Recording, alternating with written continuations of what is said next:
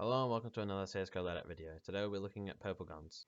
There's not really much else to say except let's start looking at some skins. For our first gun, the Glock 18, I've just had to go for the Moonrise in Field Testing Edition. As you can see, there's barely any scratches, and with this gun there's also a rare pattern which I'm sure you know of, where the star can be on that little extra bit down the bottom. Apart from that, we've got the Synth Leaf as another purple option, although there's clearly a bit less purple in it, so you can go for that if you want. As for the USPS, I've gone for the Cyrex. As for the barrel and the handle are quite purple. Apart from this, your only other option is the Neo Noir, and as I'm sure most people know, that's one of the most expensive USPS skins, so the Cyrex is an alright replacement. For the P250, I've gone for the Nevermore, mainly just because of the birds that are on it, they're clearly purple. Apart from this, you've got the Vino Primo, which comes in quite more higher priced, so I figured I might just go for this, even though it's not quite fully purple. Now moving back to the starter pistols, I've got the P2000, which here we've got the new Acid Etched. This skin is a pattern skin, so you're never always going to get purple on it, but none of the other P2000s have purple, so this is the best you've got. And also do be wary that the price will most definitely change as it's very new to the game, so yeah. For the Tech 9, I've gone for the Sandstorm in minimal wear condition, based off the fact that, well, clearly it's very purple, and also in any other condition you get quite a lot of scratches on it, so the minimal wear is the best option.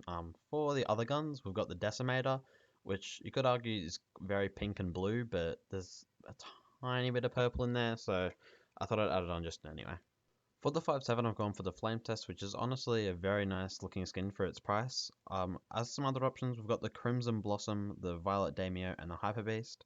The Violet Daimyo is a very cheap option. The Crimson Blossom you're going to get for around $5-ish, and the Hyper Beast is your higher end gun for this category. For the dual Berettas, you've got the Moon and Libra, which you could argue are more blue rather than purple, but you know, you can't get perfect purple and everything. There is another gun which also is very close to purple, which is the Duelist. Yeah, that's really all there is for the dual riders. For the CZ, I've gone for the Tacticat. It's clearly got pink and a tiny bit of purple in there, so that's why I've gone for this. Two other options you've got the Fuchsia Is Now and the Xianglu, which are both higher price guns considering they're high ender. Yeah. For the Desert Eagle, we've got the Kamitra Dragon, which although is very nice, it is expensive, and it's also the only purple gun for not only the Desert Eagle, but also the Revolver, which is the other gun in the category with the Deagle. So yeah, this is literally all you've got if you want purple, although there are some other guns that are bluish and dark bluish if you want to look at those. For the AK-47, I've gone for the Baroque Purple, and yes, the gun is not really purple at all, but it has purple in the name, so hey! Yeah, apart from that, we've got the Neon Rider, which is obviously one of the much more expensive AK-47s, so yeah, pretty unlucky with this one. As for the M4s, I've decided to categorize them together and go for the Decimator. All the guns with purple in them out of the M4s are quite expensive, so the Decimator is just the cheapest and honestly looks pretty good. Apart from the Decimator, we have the Hyper Beast, which is another M4A1S, and for the M4A4s, we've got the Desolate Space, the Dragon King, and the Neo Noir. So yeah, there's quite a lot of options, but there's just expensive options.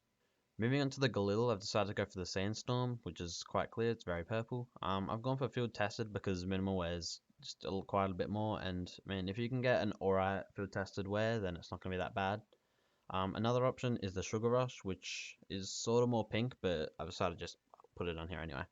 As for the FAMAS, I've gone for the Teardown in Field Testing Condition because it honestly has nearly the same scratches in most conditions, so apart from that, we've got the Sundown and the Pulse, which are both quite nice options, although they do come in at around $5, which are quite a lot more than the Teardown. For the AUG, I've gone for the Navy Murano, which, as it says in the name, is more navy than anything, but it's also quite cheap and pretty close to purple. Apart from that, you've got the holographic gun, the Midnight Lily, which, when seen in different lights, obviously has purple on it.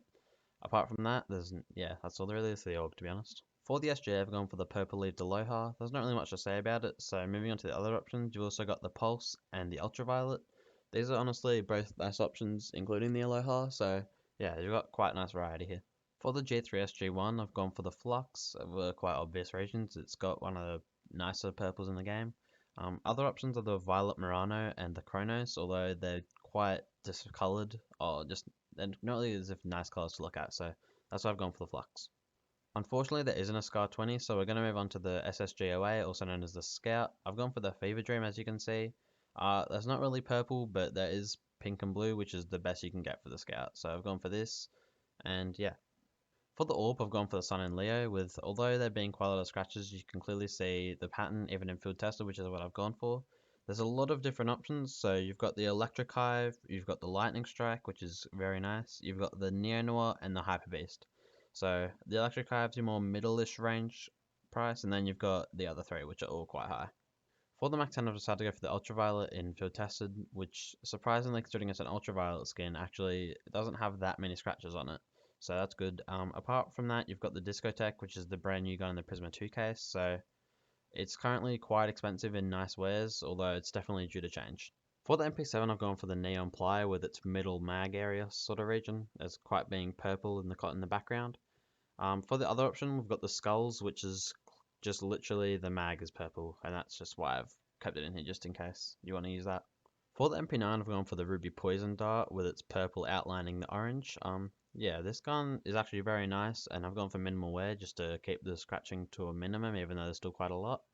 Apart from this, you've got the Wild Lily, which is a very expensive purple gun, although it is very nice. So, two options here.